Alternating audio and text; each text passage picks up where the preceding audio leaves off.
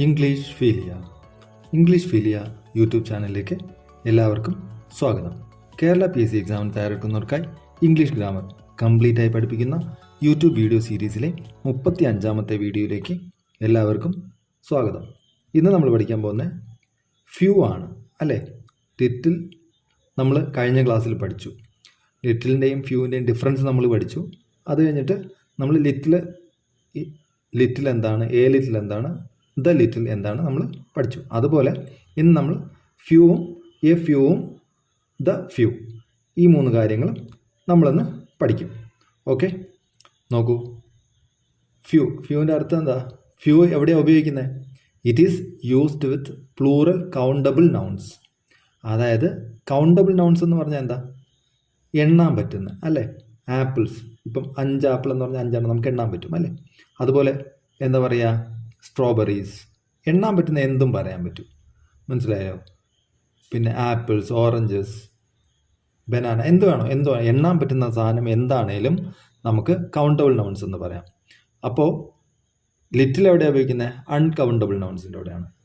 അപ്പം little uncountable നൗൺസിൻ്റെ കൂടെയും few countable നൗൺസിൻ്റെ കൂടെയാണ് ഉപയോഗിക്കുന്നതെന്ന് നമ്മൾ പഠിച്ചു. പക്ഷേ ഇവിടെ ഫ്യൂ ഉപയോഗിക്കുന്ന പ്ലൂറൽ കൗണ്ടബിൾ നൗൺസിൻ്റെ കൂടെയാണ്. പ്ലൂറൽ ആയിരിക്കണം. കൗണ്ടബിൾ നൗൺസ് പ്ലൂറൽ ആയിരിക്കണം. ഫ്യൂ എന്ന് പറഞ്ഞാൽ കുറച്ചെന്ന് അർത്ഥം വരും. അതുകൊണ്ട് കൗണ്ടബിൾ നൗൺസ് എന്താ? പ്ലൂറൽ ആയിരിക്കണം. മനസ്സിലായല്ലോ?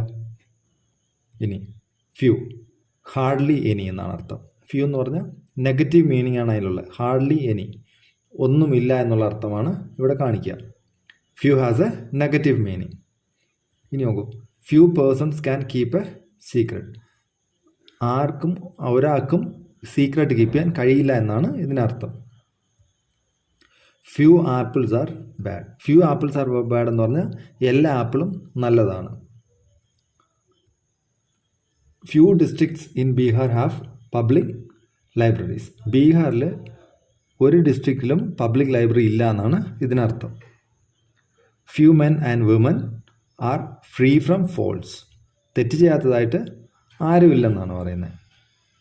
Few Malayalees write Gujarati correctly. Few Malayalees write Gujarati correctly എന്ന് പറഞ്ഞാൽ ഒരു മലയാളിക്കും ഗുജറാത്ത് കറക്റ്റായിട്ട് എഴുതാൻ പറ്റത്തില്ല. ഫ്യൂ എന്ന് പറഞ്ഞാൽ സം, വളരെ കുറച്ചുള്ളതിനെയാണ് നമ്മൾ ഫ്യൂ എന്ന് പറയുന്നത്. നോക്കൂ, few has a positive meaning. ഫ്യൂവിന് പോസിറ്റീവ് മീനിങ് ആണ്. ഫ്യൂ മാത്രം വരുവാണെങ്കിൽ നെഗറ്റീവ് മീനിങ്ങും, ഫ്യൂ വരുവാണെങ്കിൽ പോസിറ്റീവ് മീനിങ് ആണ്. മനസ്സിലായോ?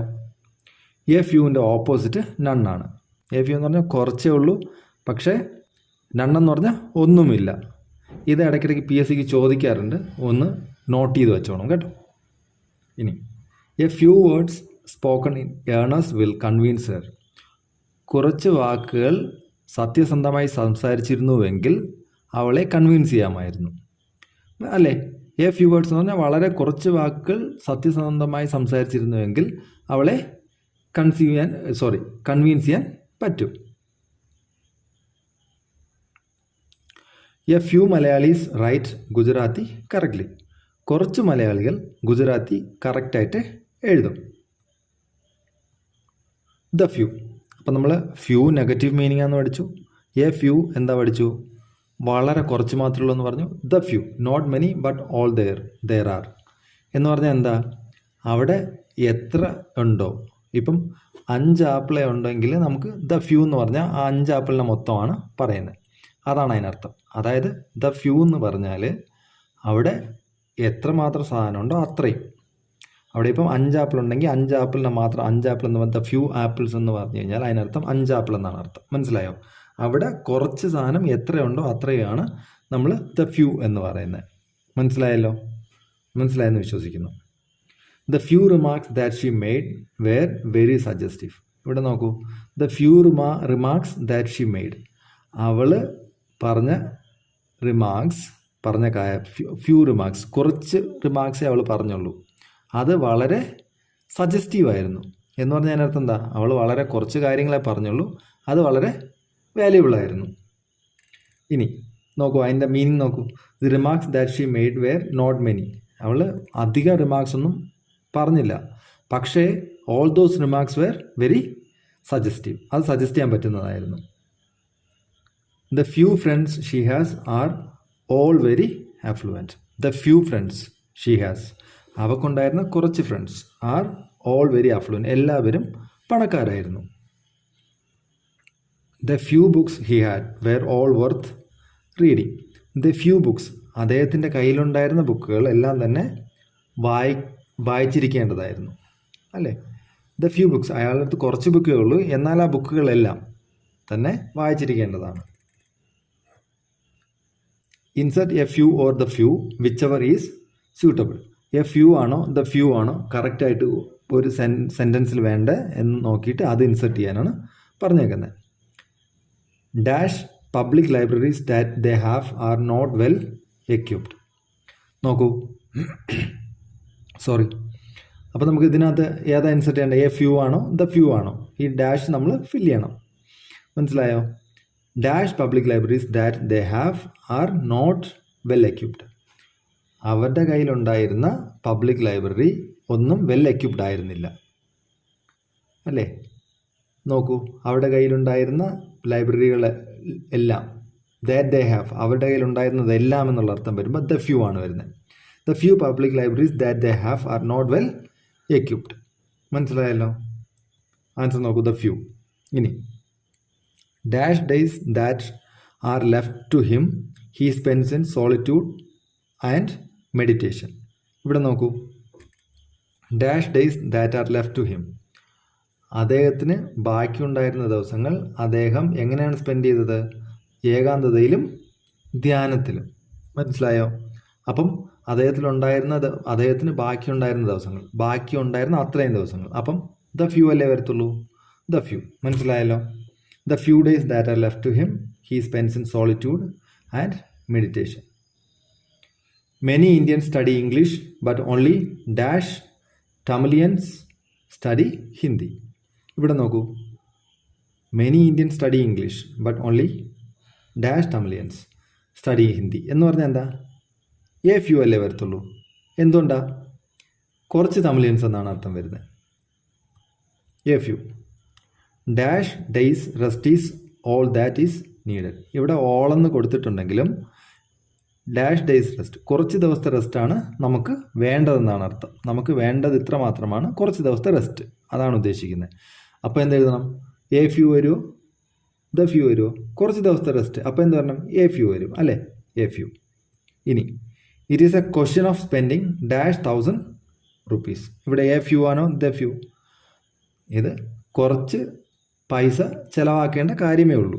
കുറച്ച് ആയിരങ്ങൾ ചിലവാക്കേണ്ട കാര്യമേ ഉള്ളൂ. അപ്പം എന്താ പറയണ്ടേ? എ ഫ്യൂ വരും. നമ്മുടെ കയ്യിൽ ഉണ്ടായിരിക്കുന്ന അത്രയുമല്ല, കുറച്ച് തൗസൻഡ് അല്ലേ. അപ്പം എ ഫ്യൂ അല്ലേ വരിക, എ ഫ്യൂ. ഇനി dash months that he spend in Bangalore did him a lot of good. Dash months that he spend in ബാംഗ്ലൂരിൽ ചിലവഴിച്ച മാസങ്ങൾ അല്ലേ. അപ്പോൾ ബാംഗ്ലൂരിൽ ചിലവഴിച്ച അത്രയും മാസങ്ങൾ did him a lot of good, അവന് നല്ലതേ വന്നുള്ളൂ, നല്ലതിനായിരുന്നു. എ ലോട്ട് ഓഫ് ഗുഡ്, അവന് നല്ലത് മാത്രം ചെയ്തു എന്നാണ് അർത്ഥം. അതായത് അവൻ കുറച്ച് മാസം ബാംഗ്ലൂരിൽ സ്പെൻഡ് ചെയ്തത് അവന് വളരെ നല്ലതായിരുന്നു എന്നാണ് പറയുന്നത്. അപ്പം ആ കുറച്ച് മാസം, അതായത് എത്ര മാസം അവിടെ സ്പെൻഡ് ചെയ്തോ അതത്രയും അവന് നല്ലതായിരുന്നു. അപ്പം എ ഫ്യൂ വരൂ ദ ഫ്യൂ വരൂ? ദ ഫ്യൂ അല്ലേ, ദ ഫ്യൂ ആണ് വരുന്നത്. ഇനി when I met her dash years after she looked old. ഞാനവളെ കുറച്ച് വർഷങ്ങൾക്ക് ശേഷം കണ്ടപ്പോൾ അവൾ വളരെ വയസ്സായി കാണപ്പെട്ടു. കുറച്ച് വർഷങ്ങൾക്ക് ശേഷം, കുറച്ച് വർഷം, അപ്പം എ ഫ്യൂ അല്ലേ വരിക? മൊത്തമായിട്ട് പറയുന്നില്ല, കുറച്ച് വർഷങ്ങൾക്ക് ശേഷം കണ്ടപ്പോൾ. മനസ്സിലായല്ലോ? ഇനി in dash words she expressed her gratitude to her well wishers. ഇവിടെ നോക്കൂ, ഇൻ ഡാഷ് വേർഡ്സ് കുറച്ച് വാക്കുകൾ അവൾ അവളുടെ നന്ദി അവളുടെ വെൽ വിഷേഴ്സിന് പ്രകടിപ്പിച്ചു. നോക്കൂ, answer a few. In a few words she expressed her gratitude to her well wishers. Dash Indians have their office in Dubai. Dash Indians, a few ആണോ ദ ഫ്യൂ ആണോ? കുറച്ച് ഇന്ത്യൻസിന് അവരുടെ ഓഫീസ് ദുബായിലുണ്ട്. നോക്കൂ, എ ഫ്യൂ അല്ലേ വരിക, A few. ഇനി dash poems she has written are all of great excellence. അവൾ എഴുതിയിട്ടുള്ള കുറച്ച് പോയങ്ങളെല്ലാം തന്നെ വളരെ നല്ലതാണ്. അപ്പം എല്ലാം തന്നെ എന്നുള്ളൊരർത്ഥം വരുമ്പോൾ നമ്മൾ എന്ത് എഴുതണം? ദ ഫ്യൂ എഴുതണം. മനസ്സിലായല്ലോ? ദ ഫ്യൂ മനസ്സിലായെന്ന് വിശ്വസിക്കുന്നു. അപ്പം ഇന്നത്തേക്ക് ഇത്രയും മതി.